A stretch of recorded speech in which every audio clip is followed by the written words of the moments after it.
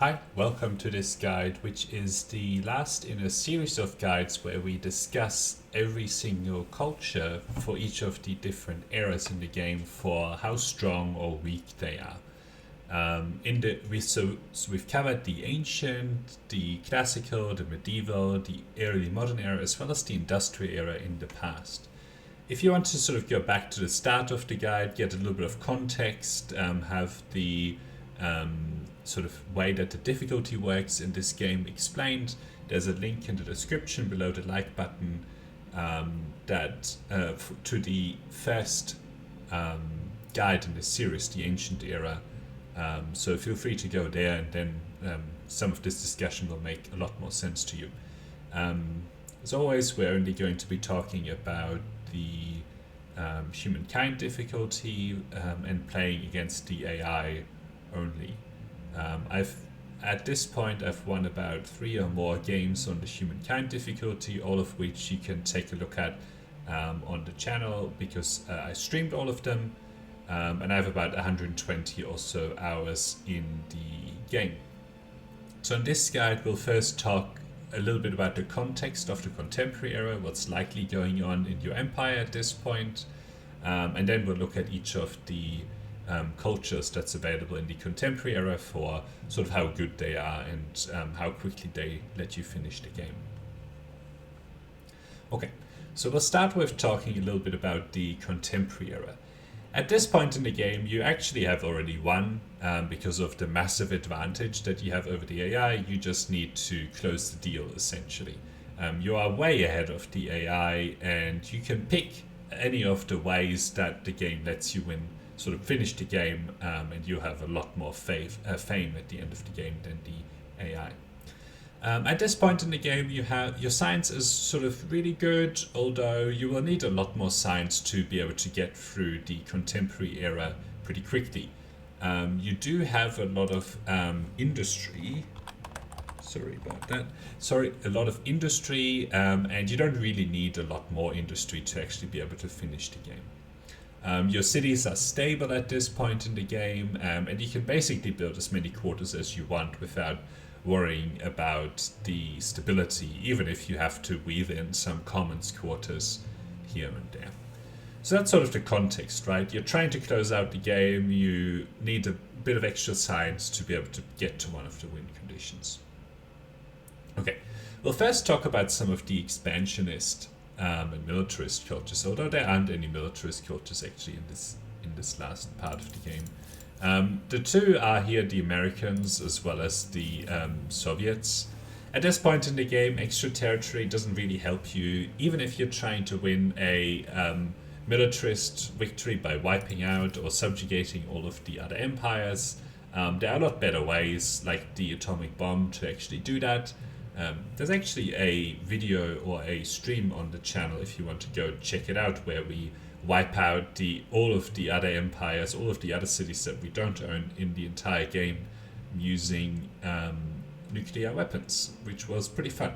But yeah, so that's why the expansionist cultures are not really worth thinking about, because they just don't sort of get you to the end of the game any faster than if you had picked none of the cultures at all.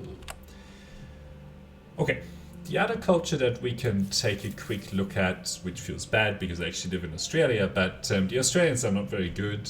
The 20% industry in all city is nice, but it doesn't really make a huge difference.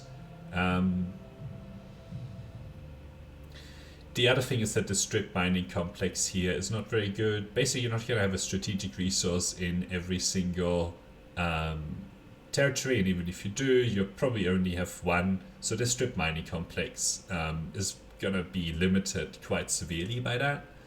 Plus, it also has pollution on it, which can cause stability problems. So that's why it's not really worth picking the Australians. Okay.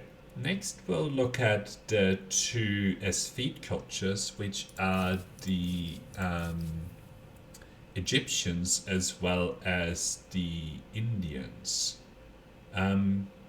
Influence at this point of the game is really not necessary. You have all the influence that you could possibly need to get all the civics that are helpful, and You don't really need extra cities. Like, you probably have 7 or 8 or maybe even 10 cities at this point, and the extra cities are really just a hassle because you have to keep clicking and telling them to do something.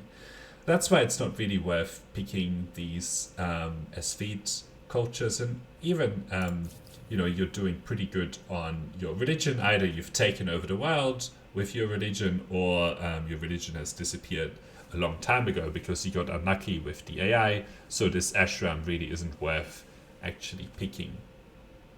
It's very minor. Money boost is also not very meaningful compared to the money that you're actually able to get from trade. Okay, so that's the Aesthete cultures. Now from here on, we're going to talk about each culture individually. So the first one that we'll look at is the Chinese. This 10% money is pretty minor compared to all the other percentage-based money bonuses that you can get. There's a wonder that gets you 50% money on all sort of cities that are stable. So this Silk Railroad is not particularly good. The Congress is nice because it adds a lot of sort of population slots, but in terms of market quarters, it's not particularly strong, and it only gives you a very minor money bonus, which is why these are not really worth, Chinese are not really worth picking. Okay. The other one we'll take a look at are the Brazilians. Of all the agrarian cultures, the Brazilians are pretty good.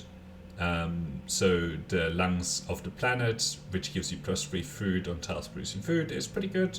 Can get you a nice little food bonus.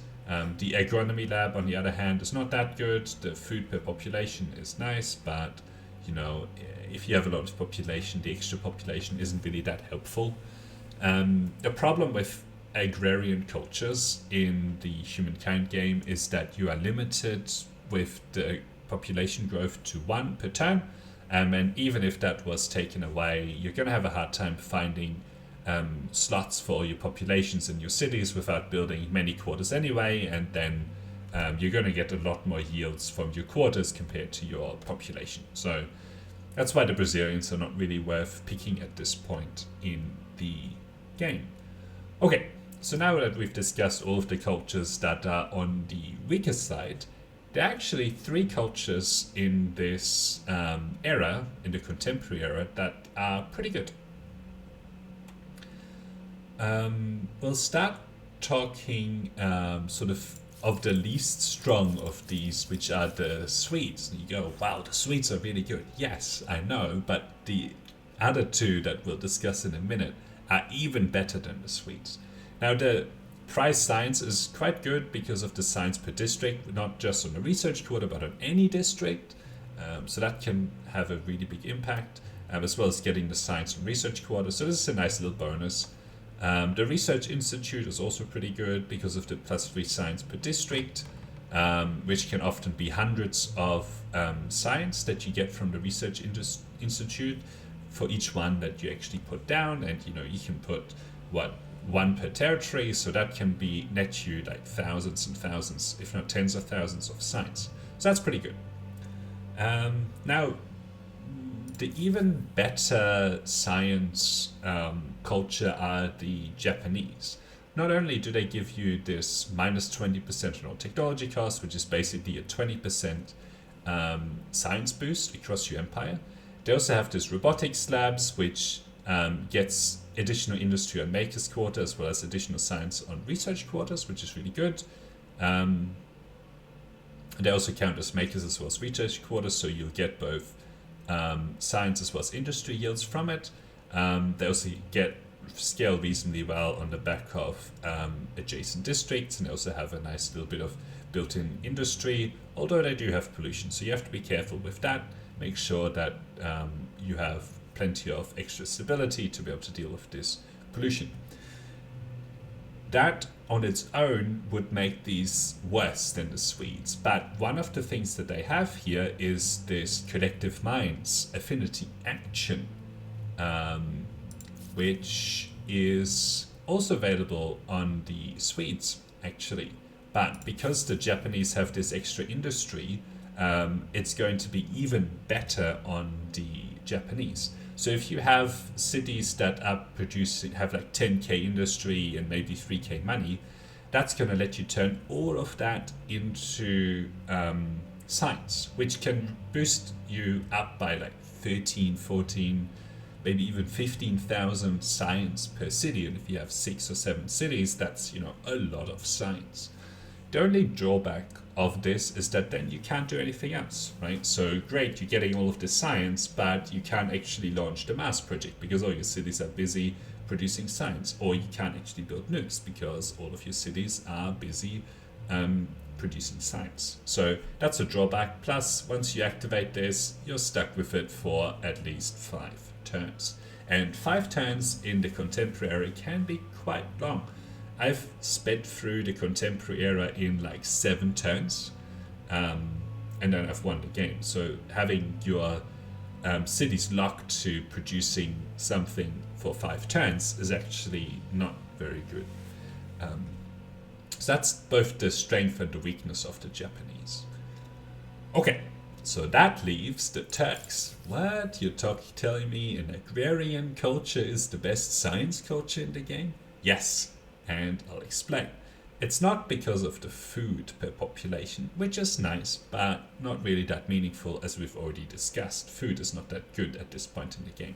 But these public schools, as they stand today, have this 300% science per adjacent researcher quarter boost, which basically means that you can get thousands of science from each public school. And remember, you can build one of these per territory. So this has actually boosted me to like 110,000 science in one of the games, and the only reason that I didn't go to 250 or even more was because I won the game by that point and I hadn't actually built all of the public schools in all of my territories, right?